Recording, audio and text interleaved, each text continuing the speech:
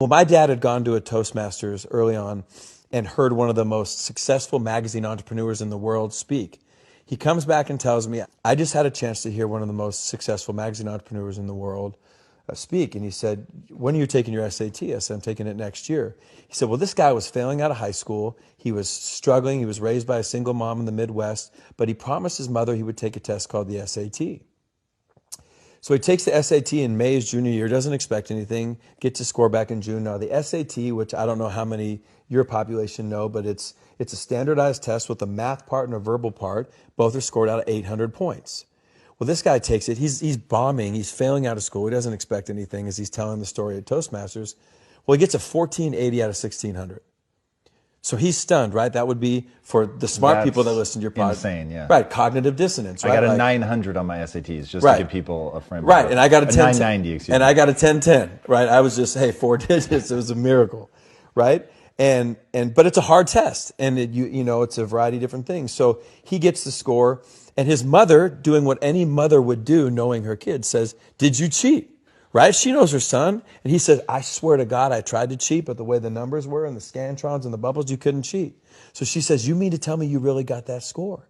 He said, yeah, I got the score. So he's stunned, Tom. So as my dad's telling me the story, I'm like, okay. So he says, all right. So what he decides is because he realizes he's smart and he's going into his senior year, he says, I'm going to go to class. Now he starts to go to class. He doesn't hang out with who he did when he didn't go to class. All right. Teachers see him in class and they said, hey, maybe Franklin Pierce, maybe we missed the boat on this kid. So they start to treat him differently. Well, as the guy would tell the story, he graduates, goes to a community college, goes on to Wichita State, goes on to the Ivy League, and becomes this massively successful magazine entrepreneur. So I said, okay, well, the guy was always smart. He just needed a standardized test to unlock it. My dad said, no, that's not the story, and this is what I want you to understand. He said, 12 years after all this guy's success, he gets a letter in the mail from Princeton, New Jersey. Doesn't think anything about it. The next day, his wife says, you're going to open it. He opens it. True story, turns out the SAT board will periodically review their test-taking procedures and the policies.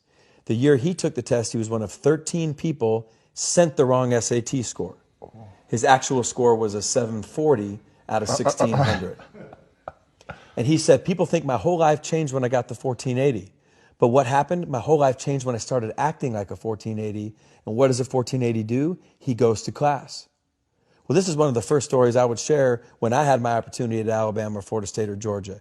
So A, your language is powerful, but number two, your behavior is way ahead of your success. And so many people let their feelings dictate what they do as opposed to throw your behavior out there. Russell Wilson's 5'10". He shouldn't be playing pro football, but he behaves like the best quarterback in the country. And he's done that since before he was at that level. And then his feelings and emotions and his skill caught up to that behavior. I think the lesson my dad was trying to teach me ultimately was, in addition to my language, what I do, not how I feel about my past, is going to determine who I am in the future.